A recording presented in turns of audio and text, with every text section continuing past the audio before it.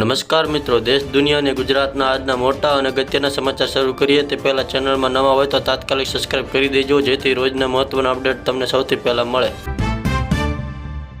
તો મિત્રો, સૌપ્રથમ વાત કરીએ ગુજરાતના હવામાનની. બંગાળની ખાડીમાં ફરી સિસ્ટમ બનશે. ગુજરાતમાં ઠંડી અને વરસાદની વકી. હવામાન વિભાગની અને અંબાલાલ પટેલની આગાહી. ગુજરાતના જાણતા એવા અંબાલાલ પટેલે આગાહી કરી છે કે 16 થી 18 નવેમ્બરે એક ચક્રવાત સર્જાશે. 18 થી 24 નવેમ્બરે ફરી એક વખત માવઠું થઈ શકે છે. બંગાળના ઉપસાગરમાં ચક્રવાત સર્જાઈ શકે છે, જ્યારે 18 થી 20 નવેમ્બર દરમિયાન ચક્રવાતની અસર રહેશે. આ સાથે એક વેસ્ટર્ન ડિસ્ટર્બન્સ પણ આવવાની શક્યતા છે. 18 થી 24 દરમિયાન વાતાવરણમાં પલટો આવી શકે છે, જ્યારે 15 ડિસેમ્બર સુધીમાં વેસ્ટર્ન ડિસ્ટર્બન્સને કારણે કમોસમી વરસાદ થવાની શક્યતા રહેશે. ત્યારબાદ સમાચારમાં આગળ વાત કરીએ તો ગુજરાત સરકારે ખેડૂતો માટે મોટું પગલું ભર્યું છે. રાજ્યના 3 જિલ્લાઓમાં વરસાદ અને તોફાનને કારણે પાકને ભારે નુકસાન થતાં ખેડૂતોને વિશેષ રાહત પેકેજ આપવામાં આવશે. દરેક લાભાર્થીને 20,000 સુધીની સહાય મળશે. ત્યારબાદ સમાચારમાં આગળ વાત કરીએ તો દેશમાં ફરી એકવાર આતંકી ષડયંત્રનો પર્દાફાશ થયો છે. ફરીદાબાદમાં એક તબીબીને ઘરેથી 300 કિલો RDX અને 2 AK-47 મળી આવ્યા છે. તો બીજી તરફ તપાસ એજન્સીઓ આ નેટવર્ક પાછળના આંતરરાષ્ટ્રીય કનેક્શનની તપાસ કરી રહી છે. ત્યારબાદ ફટાફટ સમાચારમાં આગળ વાત કરીએ તો સુરતમાં હીરા ઉદ્યોગ માટે મહત્વના સમાચાર સામે આવ્યા છે. સુરતના હીરા ઉદ્યોગમાં મંદી બાદ હવે ધીમે ધીમે ફરી ઉર્જા આવી રહી છે, પરંતુ ઉત્પાદન શરૂ થવામાં હજી 1 મહિનો લાગી શકે છે. ત્યારબાદ સમાચારમાં આગળ વાત કરીએ તો મુંબઈથી કોલકાતા જતી સ્પાઇસ જેટ ફ્લાઇટમાં એન્જિનમાં ખામી આવતા તાત્કાલિક લેન્ડિંગ કરવું પડ્યું હતું. સદભાગ્યે કોઈ જાનહાનિ થઈ નથી. તો ફટાફટ સમાચારમાં આગળ વાત કરીએ તો દાહોદમાં ચૈતર વસાવાની સભામાં 5,000થી વધુ લોકો આમ આદમી પાર્ટીમાં જોડાયા હતા. તેમણે કહ્યું કે હું સર્કસનો સિંહ નથી, જંગલનો વાઘ છું, એટલે ભાજપમાં ક્યારેય જોડાય નહીં.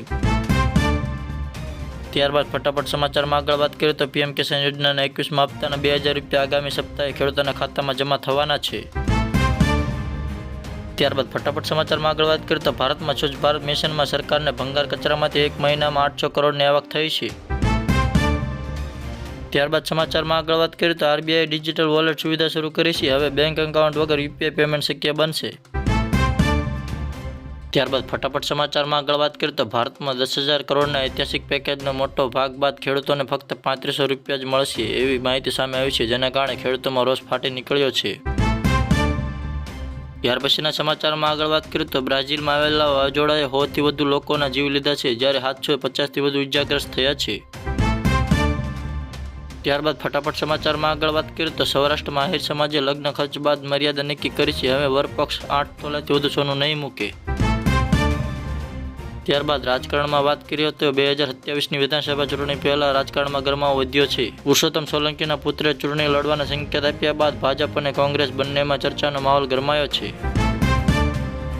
ત્યારબાદ ફટાફટ સમાચારમાં આગળ વાત કરીએ તો ગાંધીનગરમાં થયેલા ભયંકર ટ્રિપલ અકસ્માતમાં એક મહિલાનું મોત થયું છે, જ્યારે 7 લોકો ઘાયલ થયા છે. ઇનોવા કારની ટક્કર બાદ ટ્રક અને રિક્ષા વચ્ચે અથડામણ થઈ હતી.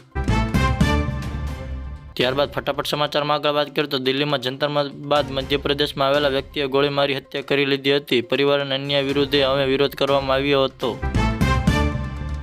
ત્યાર પછીના સમાચારમાં આગળ વાત કરીએ તો મોરબી જિલ્લામાં સરકારી જમીન પચાવી પાડવાના 15 કરોડના કૌભાંડમાં 9 લોકો સામે ગુનો દાખલ થયો છે. ત્યારબાદ ફટાફટ સમાચારમાં આગળ વાત કરીએ તો આંતરરાષ્ટ્રીય ટેક વર્લ્ડમાંથી ચીનની ઇલેક્ટ્રિક બસોમાં સિમ કાર્ડ મળ્યા બાદ મોટો વિવાદ ઊભો થયો છે. ત્યારબાદ અગત્યના સમાચારમાં આગળ વાત કરીએ તો ઉત્તરાખંડમાં PM મોદીએ 8,260 કરોડના પ્રોજેક્ટનું લોકાર્પણ કર્યું છે, જેમાં કૃષિ, પર્યટન અને પરિવહન ક્ષેત્રના પ્રોજેક્ટ સામેલ થયા છે. ત્યારબાદ હજી એક સમાચારમાં આગળ વાત કરીએ તો અમેરિકામાં શટડાઉનના કારણે હજારો ફ્લાઇટો રદ થઈ છે, જેમાં 40 એરપોર્ટમાં ઉથલપાથલ થઈ છે.